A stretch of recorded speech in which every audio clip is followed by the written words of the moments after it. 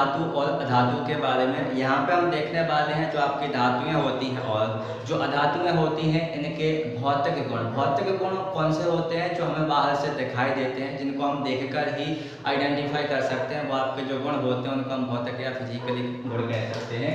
तो यहाँ पे सबसे पहले आप देखेंगे धातु, धातु की डेफिनेशन क्या होती है, और साथ में ही हम देखते चलेंगे यहाँ पे अधातु, अधातु की डेफिनेशन देखेंगे और उसके बाद फिर हम इसके अलग अलग प्रकार से गुण देखेंगे। तो चलिए सबसे पहले हम यहाँ पर देखते हैं धातु और अधातु की परिभाषा। परिभाषा कैसे बनती है, धातु की परिभाषा कैसे बनेगी, जब कोई तत्व क्या करता है, इलेक्ट्रॉन का त्याग करता है। नॉर्मल बात है, यदि कोई तत्व क्या करता है, इलेक्ट्रॉन का त्याग करता है, तो वो जब इलेक्ट्रॉन किसी अन्य तत्व को देगा तो धन आयन का क्या करेगा, निर्माण करेगा। तो यहाँ पे आप लिखेंगे जो धातुएं होती हैं, धातुएं सामान्यतः इलेक्ट्रॉन का क्या करती हैं, त्याग करती हैं, और इलेक्ट्रॉन का त्याग करने के फलस्वरूप जो अधातुएं होती हैं ये किसका निर्माण करती हैं, धन आयन का निर्माण करती हैं। किसका निर्माण करती हैं, धन आयन का निर्माण करती हैं। तो वे तत्व जो इलेक्ट्रॉन को त्याग कर धन आयन बनाते हैं उन्हें हम क्या कहते हैं, धातुएं कहते हैं। और जो तत्व इलेक्ट्रॉन को ग्रहण करते हैं, अब इलेक्ट्रॉन को ग्रहण करेंगे तो ये कौन से आयन बनाएंगे, ऋण आयन बनाएंगे। तो ये आपके क्या हो जाएंगे, अधातु हो जाएंगे। यदि कोई तत्व इलेक्ट्रॉन को त्यागता है और धन आयन बनाता है तो उसे हम धातु कहते हैं, और जब कोई तत्व इलेक्ट्रॉन को ग्रहण करता है और ऋण आयन बनाता है तो वो हमारा क्या होता है, अधातुएं होती है। इसके बाद हम अगली स्थिति में देखने वाले हैं अवस्था। तो सामान्यतः आपने सुना होगा हम जो टेम्परेचर लेते हैं वो कमरे का ताप लिया जाता है। तो यहाँ पर हम लिखेंगे जो धातुएं होती हैं, धातुएं सामान्यतः कमरे के ताप पर किस अवस्था में पाई जाती हैं, ठोस अवस्था में पाई जाती है। यानी धातुओं की जो अवस्था होती है ये कौन सी अवस्था होती है, ठोस अवस्था होती है। लेकिन इसमें भी अपवाद है, तो यहाँ पे हम अपवाद को ब्रैकेट के अंदर लिखते जाएंगे, आप समझ जाएंगे। तो यहाँ पे हम देखेंगे अपवाद के रूप में क्या होता है, पारा होता है। पारा, इसका संकेत क्या हो जाएगा आपका, Hg हो जाएगा। पारे को हम कभी कभी मरकरी के नाम से भी जानते हैं। तो धातुएं सामान्यतः कैसी पाई जाती हैं, आपकी ठोस अवस्था में पाई जाती हैं, और अपवाद क्या हो जाएगा आपका, पारा हो जाएगा। इसके बाद आप देखेंगे अधातु। तो जो आपकी अधातुएं होती हैं ये कमरे के ताप पर सामान्यतः ठोस, द्रव और गैस तीनों ही अवस्थाओं में पाई जाती है। सामान्यतः तीनों ही अवस्थाओं में आपकी अधातुएं देखने के लिए मिलती हैं। इसके बाद हम देखेंगे, तो अगला हम देखेंगे यहाँ पे गुण धात्विक चमक। अगला गुण क्या हो जाएगा हमारा, धात्विक चमक। देखिए नाम से ही स्पष्ट है, धात्विक चमक माने धातुओं में पाई जाने वाली चमक। धातुओं में पाई जाने वाली चमक को क्या कहा जाता है, धात्विक चमक कहा जाता है। तो जो धातुएं होती हैं ये आपकी कैसी होती हैं, चमकदार होती हैं। धातुएं कैसी होती हैं, चमकदार होती हैं। ये आपका धातुओं में हो जाएगा। नाम से स्पष्ट है कि धात्विक चमक है। भैया जब धात्विक चमक है तो चमकदार कौन होगा, धातुएं ही तो होंगी। तो आपका क्या हो जाएगा, चमकदार क्या हो जाएंगे, आपकी धातुएं हो जाएंगी। इसके साथ साथ यदि आप देखेंगे तो अधातुएं यदि देखें तो अधातुएं कैसी होती हैं, चमकहीन होती हैं। अधातुएं कैसी होती हैं, चमकहीन होती हैं। लेकिन इसमें भी हमें क्या देखना है, अपवाद देखना है। अपवाद को हम कहाँ पे लिख रहे हैं, कोष्टक के अंदर लिख रहे हैं। तो अपवाद में क्या हो जाएगा आपका, आयोडीन। देखिए आयोडीन अधातु है। अब अधातुएं कैसी होती हैं, चमकहीन होती हैं। लेकिन जो आपका आयोडीन होता है, आयोडीन कैसा होता है, चमकदार होता है।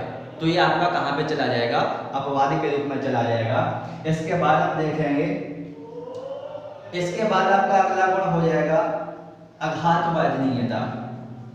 आघात वर्धनीयता, सबसे पहले यहाँ पे आपको डेफिनेशन देखनी है आघात वर्धनीयता की। आघात वर्धनीयता हम कैसे कहते हैं, तो आघात वर्धनीयता यानी क्या होता है, जब किसी धातु को क्या किया जाता है, पीटा जाता है। पीट करके उसको किसके रूप में परिवर्तित किया जा सकता है, चादर के रूप में परिवर्तित किया जा सकता है। तो ये गुण आपका क्या कहलाता है, आघात वर्धनीयता कहलाता है। आपने सामान्यतः देखा होगा जो आपका लोहा होता है, लोहे की क्या बनाई जाती हैं, चादरें बनाई जाती हैं। लोहे की क्या बनाई जाती हैं, चादरें बनाई जाती हैं। और यही गुण क्या कहलाता है आपका, आघात वर्धनीयता कहलाता है। तो एक तो आपको यहाँ पे डेफिनेशन ही आनी चाहिए अघातवादनीयता की। तो यहाँ पे हमने आपको डेफिनेशन समझाई। अघातवादनीयता किसे कहते हैं? जब क्या किया जाता है, धातुओं पर किसी चीज का प्रहार किया जाता है और प्रहार करने के फलस्वरूप जो धातु होती है वो कैसे हो जाती है, पतली चादर के रूप में परिवर्तित हो जाती है। तो अघातवादनीयता का गुण धातुओं में कैसा होता है, पाया जाता है। अधातुओं में अघातवादनीयता का गुण नहीं पाया जाता है। तो यहाँ पे आप देखेंगे अधातुएं जो होती हैं, अधातुओं में अघातवादनीयता का गुण नहीं पाया जाता है। इसके बाद हम अगले गुण को यहाँ पे क्लियर करेंगे। अगला गुण क्या हो जाएगा आपका, तन्यता। नाम से ही स्पष्ट है, यहाँ पे हम देख रहे हैं तन्यता वाला गुण। तन्यता यानी अपनी सिंपल लैंग्वेज में हो जाएगा किसी वस्तु को खींचना। तो जो धातुएं होती हैं, धातुओं को खींचकर पतले महीन तार के रूप में परिवर्तित करने की जो क्रिया होती है या जो प्रोसेस होती है, उसी प्रोसेस को आप क्या कहते हैं, तन्यता कहते हैं। तो सामान्यतः आपने देखा होगा सोना जो होता है या चांदी, ये आपके धातुओं के एग्जाम्पल हो जाएंगे। इनको खींच करके महीन पतले तारों के रूप में परिवर्तित किया जा सकता है। तो यहाँ पे हम सीधा कहेंगे कि जो धातुएं आपकी होती हैं, धातुओं में तन्यता का गुण पाया जाता है। धातुओं को खींचकर पतले महीन तारों के रूप में परिवर्तित किया जा सकता है, और ये पतले तारों के रूप में परिवर्तित करने का जो गुण होता है, उसी गुण को हम क्या कहते हैं, तन्यता कहते हैं। तो ये डेफिनेशन किसकी हो जाती है, तन्यता की हो जाती है। लेकिन ऐसा अधातुओं में नहीं पाया जाता है, यानी अधातुओं में इस प्रकार की कोई भी क्रिया नहीं होती है कि हम अधातुओं को खींचें और खींच करके अधातुओं को पतले महीन तारों के रूप में कन्वर्ट कर दें, यानी परिवर्तित कर दें। तो ये आपका गुण अधातुओं में नहीं पाया जाता है। और आपका अगला गुण यहाँ पे हम देखते हैं, अगले गुण में हमारा हो जाएगा चालकता वाला क्वेश्चन। यहाँ पे आप देखेंगे तो थोड़ी सी आपको यहाँ पे नीचे मेरे हिसाब से दिखाई दे रहा होगा, तो मैं यहाँ पे आपको लिख देता हूँ चालकता वाला गुण। पहले तो हम चालकता की डेफिनेशन ही समझें। चालकता देखिए धातुओं में होती है, किसके द्वारा होती है, इलेक्ट्रॉनों के माध्यम से होती है। उदाहरण के द्वारा इसको हम क्लियर कहते हैं। जैसे यदि आप क्या कहते हैं, किसी लोहे की छड़ को आप लेते हैं, लोहे की छड़ को हम क्या कहते हैं, एक सिरे पर गर्म कहते हैं। तो आप देखेंगे कुछ समय पश्चात जो लोहे की संपूर्ण छड़ है, संपूर्ण छड़ कैसी हो जाएगी, गर्म हो जाएगी। इससे हमें ये स्पष्ट जानकारी मिलती है कि इसमें ऊष्मा का प्रवाह हुआ है। तो ये ऊष्मा की कैसे हो जाएगी, चालक हो जाएगी। और इसी के ठीक यदि आप देखें विद्युत का उदाहरण, तो यदि आप लोहे की किसी छड़ को एक सिरे पर विद्युत धारा को प्रवाहित करते हैं, तो हमें उसके दूसरे सिरे पर भी विद्युत धारा प्राप्त हो जाती है। यानी इससे ये स्पष्ट हो जाता है कि जो लोहे की छड़ है, लोहे की छड़ में ऊष्मा का भी प्रवाह हो रहा है, और ऊष्मा के साथ साथ इसमें विद्युत धारा का भी क्या हो रहा है, प्रवाह हो रहा है। यही गुण हमारा क्या कहलाता है, चालकता का गुण कहलाता है। तो जो धातुएं, अभी लोहा क्या है, आपकी धातु ही है। तो जो धातुएं होती हैं, धातुओं में चालकता का गुण पाया जाता है। यानी धातुएं ऊष्मा और विद्युत की कैसी होती हैं, सुचालक होती हैं। लेकिन अधातुओं में इस प्रकार का यह गुण नहीं पाया जाता है। अधातुओं में चालकता का गुण नहीं पाया जाता है। लेकिन ध्यान दें अपवाद के रूप में, अपवाद के रूप में यहाँ पे आप देखेंगे जो आपका अधातु वाला पोर्शन है, अधातु में हमने कहा कि जो चालकता का गुण है ये अधातुओं में नहीं पाया जाता है। लेकिन जो पेंसिल के अंदर जो लीड लगी होती है वो किसकी बनी होती है, ग्रेफाइट की बनी होती है। और ग्रेफाइट क्या है, ग्रेफाइट एक प्रकार की अधातु है और उसमें से विद्युत धारा प्रवाहित हो जाती है। तो ये आपका किसके रूप में आ जाएगा, अपवाद के रूप में आ जाएगा। तो यहाँ पे आप क्या लिखेंगे, ग्रेफाइट लिख देंगे।